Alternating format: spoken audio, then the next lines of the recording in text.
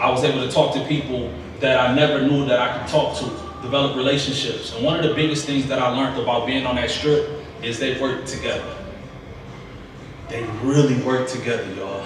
Like sometimes you will look at Mandalay Bay, you'll look at you'll look at Mandalay Bay, you'll look at the Luxor, you'll look at Excalibur, you look at New York, you think these are all separate companies. It doesn't matter which one you go to, they all owned by MGM.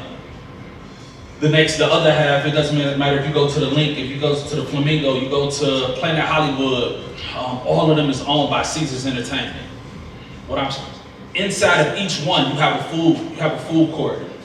You have you got restaurants, you have boutiques, you have massage parlors. You have all kind of different concepts.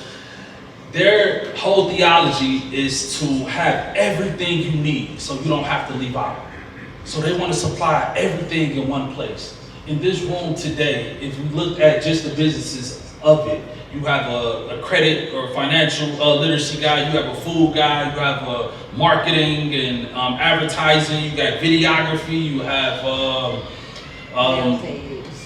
serial entrepreneurs, you got a speaker, a host, a life insurance, you have astrophysicist, real estate agent, and probably more, because I don't know what everybody, nail tech, and so on and so forth. It's a lot of power in this room, literally tonight, like right now. Jay got a quote that says, less is more. And sometimes once we understand that less is more, then we can move like less is more. A lot of times when we see less, we look at it like it's not as powerful. But all of the rooms that I've been invited into, all the way up to Congress, it started with small rooms. It started with a small group of individuals that had a like mind. Jesus, and not to make it religious, but Jesus got a quote that says, the people that has a like mind like me, them is the people that I speak to. My family is those who think like I do, that has of one mind as me. Amen. That is like, it blew my mind. And his response to that is somebody was like, your mother is over there, your cousin, your blood. And he said, I'm with the people because these people has the same mind as me. This is my family. And the only reason I'm expressing it to that degree is I met the young man here, and this is, she said, we're gonna make it quick, I promise. But what I really want y'all to understand that I made $1 million 9 times over, almost $10 million in the last 7 years. Where I'm from Linwood and Dexter, in Detroit, Michigan. To me, this is a whole nother world. That is paradise. From that little kid that had the dream to make $10 million or make $1 million, I reached that goal. And it wasn't what I thought it was. I thought when I made my first $1 million, I was going to be on the beach somewhere with a cigar on permanent vacation. I'd never have to work again. Not enough. It's not. Nowhere near. I wasn't even in the hemisphere. But it's only because now I reached that goal that I can come back and have this conversation with you. So now, when I reach it again, or as I'm continuing to reach it, I'm going to reach it with a bigger impact. And the difference that I had to learn once I reached the goal is that I wasn't wealthy. And that's one of the things that I really wanted to connect with Marquetta with, is showing the difference between being a millionaire and being wealthy. And one of the biggest things is working collectively. I believe to accomplish true wealth, you have to do it collectively. Amen. One other thing that's very important that I wish I would have took advantage of is what's called an IUL. I was introduced to this when I was making excessive amounts of money. The firm in which I was talking to wanted me to pay them $10,000 a month for a $10 million policy. The way it was introduced to me was, if I get this $10 million policy, after a year or two, I can pull up to 80% of this policy out, which would be about $8 million that you can pull out of. At the time, I couldn't afford the $10,000 a month. But the people who introduced it to me, they thought that I could. So they didn't tell me that I don't have to do the $10,000 a month. I could do a $5,000 a month. But in my head, I was going to get right back. So I'm like, all right, just hold on, I'll be right back. And it took me a little longer to get right back. My point of this conversation is, I believe to attain true wealth, you have to have these things in place. IUL is something that while you're still alive, you can pull out of.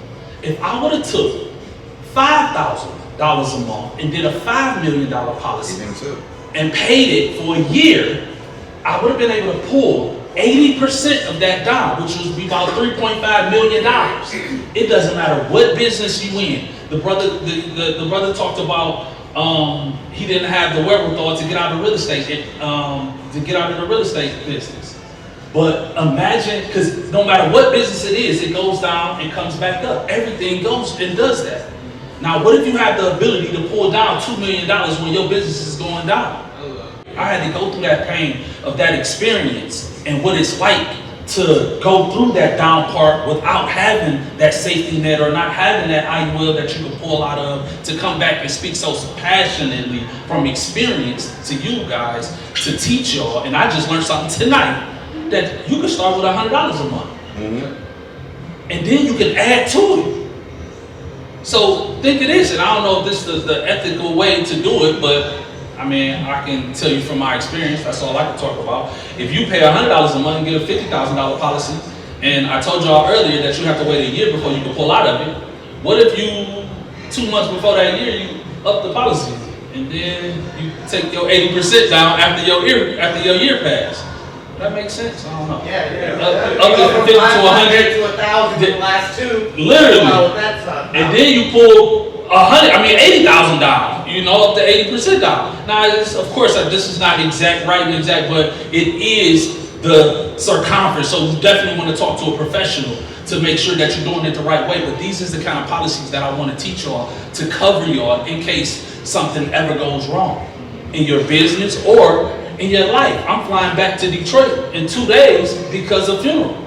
And when a funeral goes, I'm the first person that people call. Because I have to take care of these kind of things. When you put yourself in a position, when you get in a certain position, now you're the one that has to take care of the other people. Other cultures put policies on their elders. Why we don't? You have a question. What's IUL? IUL. Index Universal Life Insurance. Index Universal Life Insurance. Talk to my man Jermaine about what he's talking about. He'll break that all down for you. And it's important, bro. These is things that separates the growth, man. And these is how we grow. But these kind of communities is how we do it. Now imagine if we came together as a collective and a community and paid into it. And then a year later we pulled down collectively. $100 each ain't, won't move us for a month, right? That turns into $1,000 collectively or more. And then we all can pull down from it. My point of me speaking on this particular topic, because sometimes they say less is more, I believe that of one mindset is what's powerful. And if we can come together on one mindset, that's how we truly grow and develop. And I've seen it at high levels, really high levels. And I believe where I'm from, I remember, and I'm passing it back to her from there, the little homie I was mentoring, I'm telling him, don't worry about the jewelry. Don't worry about the Jordans. You'll get that later. Little homie looked at me and said, you don't even got no jewelry. You don't got no Jordans. Why I gotta listen to you? What that did to me was, it made me go and get it. It motivated me. Now I'm here talking to y'all. I really made $1 million.